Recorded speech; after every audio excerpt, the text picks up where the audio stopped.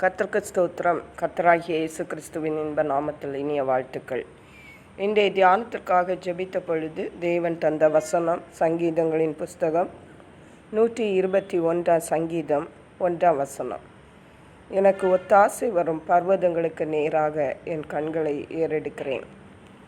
நம்முடைய கர்த்தராகிய இயேசு கிறிஸ்து நமக்கு ஒத்தாசை அனுப்புகிற தேவனாக இருக்கிறார். நாம் எந்த சூழ்நிலையில் இருந்தாலும் நமக்கு என்ன தேவை என்பதை அவர் அறிந்திருக்கிறார். கர்த்தர் தாமே நம்முடைய தேவைகளை அறிந்து செயல்படுகிற தேவனாக காணப்படுகிறார். ஹல்லேலூயா. அடுத்த வசனத்தில் தாவீது ராஜா சொல்லுகிறார், வானத்தை பூமியை உண்டாக்கின கர்த்தரிடத்திலிருந்து எனக்கு ஒத்தாசை வரும் என்று. சாதாரணமான தேவன் அல்ல நம்முடைய தேவன். அவர் மிக மிக பெரிய தேவன். அண்ட சராசரங்களை உண்டாக்கின தேவன். அந்த தேவன் நம்மை நினைவு கூர்ந்து நமக்கு ஒத்தாசைகளை அனுப்புகிற தேவனாயிருக்கிறார். அவருடைய சமூகத்திலிருந்து அவருடைய கரங்களிலிருந்து நமக்கு தேவையான ஒத்தாசைகளை தேவன் தருகிறவராயிருக்கிறார். அவர் இன்றைக்கும் ஜீவிக்கிறவராயிருக்கிறார். தாவீதுக்கு மட்டுமல்ல, இன்றைக்கும் அவர் ஜீவிக்கிற தேவனாகவே காணப்படுகிறார். அவருடைய பிள்ளைகளாகிய நம்மை நினைவு கூறுகிற தேவனாக இருக்கிறார்.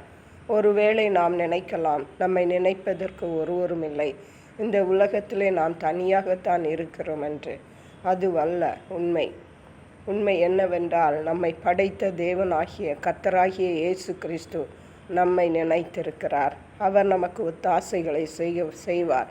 ஆகவே சூழ்நிலைகளை பார்த்து கலங்காமல் கர்த்தரையே நோக்கி பார்ப்போம். தாவீது ராஜா சொன்னது போல, எனக்கு ஒத்தாசை வரும் பர்வதங்களுக்கு நேராக என் கண்களை ஏறெடுக்கிறேன் என்று சொன்னது போல நாமும் கூட சொல்லி கர்த்தரை நோக்கி ஜெபிப்போம். இந்த நாட்களிலே நம்முடைய தேவைகள் எல்லாம் அவர் அறிவார். அவர் நமக்காக கிரியை செய்கிற தேவனாக இருக்கிறார். எனக்கு சிறிது தொண்டை ஜலதோஷமாக இருக்கிறதுனாலே சவுண்டு சரியாக வரவில்லை, மன்னித்து கொள்ளுங்கள். ஒத்தாசைகளை அனுப்புகிற தேவனை நோக்கி பார்ப்போம். வாழ்க்கையிலே ஜெயம் பெறுவோம். கர்த்தர் தாமே இந்த வார்த்தைகளை ஆசீர்வதிப்பாராக. ஜெபிப்போம்.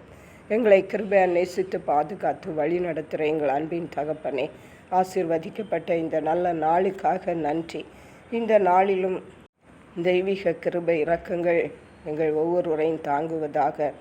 அன்பின் தகப்பனே, எங்களுக்கு ஒத்தாசை வரும் தேவனாக, எங்களுக்கு ஒத்தாசை அனுப்புகிற தேவனாக நீர் எங்களோடு கூட எங்களுக்காக நீர் இருக்கிறபடியால் நன்றி.